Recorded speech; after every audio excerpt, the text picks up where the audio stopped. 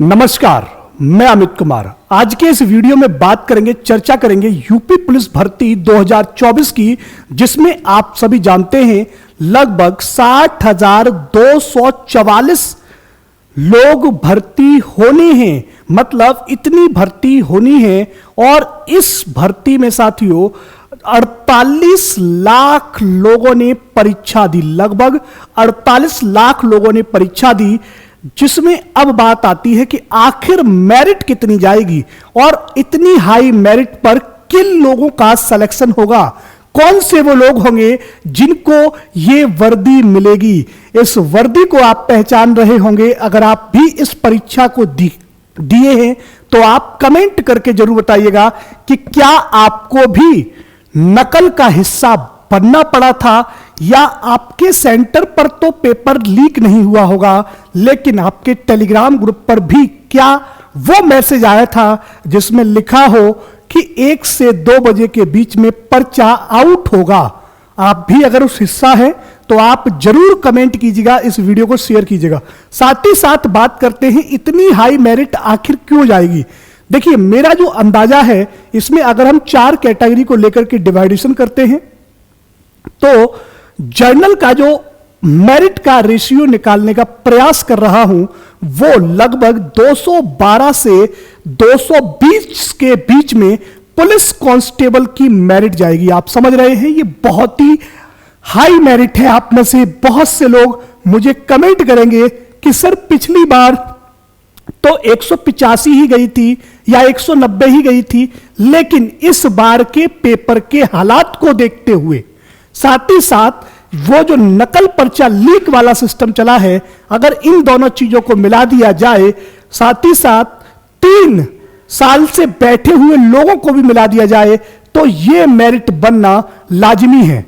क्योंकि 185 मेरिट तब बन जाती थी बच्चों की जब साथियों कोई लगातार भर्ती आ रही होती थी और मात्र 20 से 22 लाख लोग बैठते थे, तब 185 पर जर्नल का सिलेक्शन हो जाता था। लेकिन अब 185 पर जर्नल का सिलेक्शन नहीं होगा, उसे क्रॉस करना होगा 212 का आंकड़ा।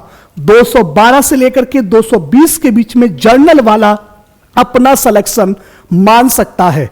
अगर कोई भी बच्चा, अब यहां पे बात आती है कि कितने क्वेश्चन करके आया होगा तब उसका सिलेक्शन होगा, तो यहां पे लगभग 107 क्वेश्चन करने वाला बच्चा या 120 क्वेश्चन करने वाला बच्चा यहां पर कंफर्म है कि वो सेलेक्ट होगा। अगर ओबीसी कैंडिडेट है, अगर आप ओबीसी कैंडिडेट हैं तो आपके नंबर 198 से लेकर के 207 के बीच में आने चाहिए।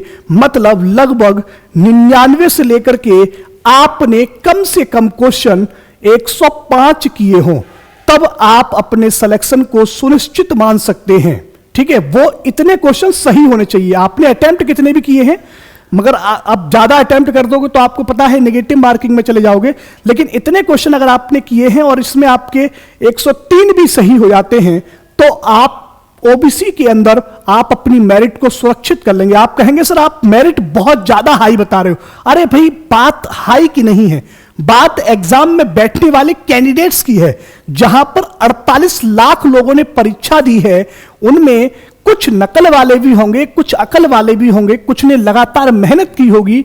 तो इसलिए अब यहां पे ओबीसी की सीटें कितनी होती हैं, ओबीसी की वैसे लग रहा है कि भाई 60,244 लग रहा है, बहुत सारे पद हैं। जब हम ओबीसी एससी एसटी की बात करते हैं तो लगभग 12,000 के आसपास सीटें निकल के आती हैं। जनरल के पास लगभग 24,000 सीटें, एसटी के पास लगभग 1400 के आसपास या 1200 के आसपास सीटें हैं। और बात करते हैं ईडब्ल्यूएस तो वहां पर 6,000 सीटें। अब समझ के देखो कि जहां पर ओबीसी मात्र 12,000 सीटों में सिमट जाएगा, एससी मात्र 12,000 सीटों में सिमट जाएगा, यहां पर ईडब्ल्यूएस का लाभ लेने वाला इन दोनों का आधा आधा कर लेगा। 6,000 सीटें ईडब्ल्यूएस खा जाएगा। आप समझ रहे हो, बहुत अधिक संख्या हो जाती है 6,000। जब ऐसा होता है तब एससी की मेरिट कितनी जाएगी? 155 से 60 के बीच में आपको एससी की मेरिट मिलेगी और एसटी की मेरिट आपको 130 के बीच में मिलने वाली है।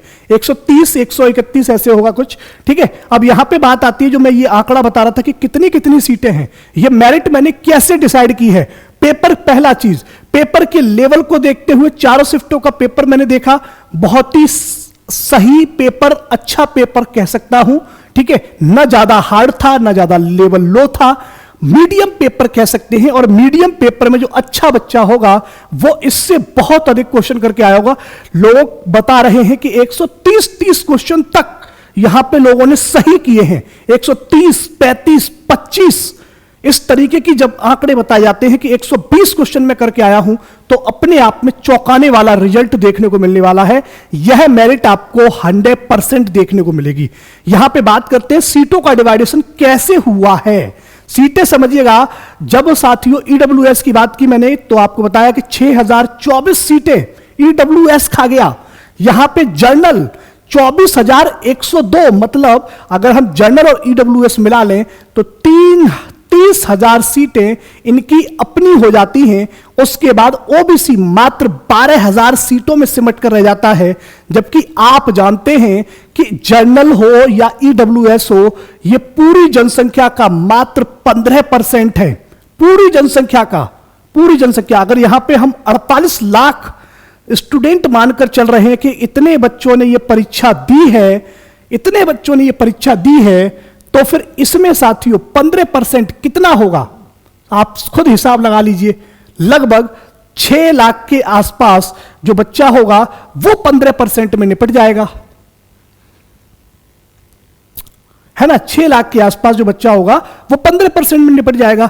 और बाकी जो बच रहा है वो ओबीसी कैंडिडेट बचता है। लगभग 50 से 55% जो बच्चा है वो ओबीसी का होता है, और उसके लिए मात्र 12,000 सीट सिमट के रह जाओगे आप जनरल में फाइट ही नहीं कर पाओगे। जब आप जनरल में फाइट नहीं करोगे तो फिर आपके साथ क्या होगा आप भी जानते हो। इसलिए वो मेरिट मैंने इतनी हाई आपको बताई है कि यही मेरिट रहने की आशंका है।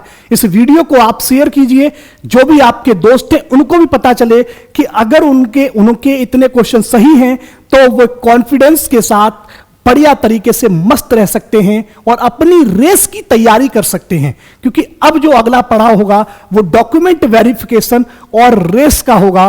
रेस भी जल्दी हो जाएगी, चुनाव जैसे ही खत्म होंगे फिर रेस पर ही ध्यान दे दिया जाएगा। इसलिए रेस लगाते रहिए। अगर आपके क्वेश्चन, आपका नंबर इतने के बीच में आ रहा है तो आप श्योर शॉट खेल रहे हैं, आप बिल्कुल सेफ खेल रहे हैं।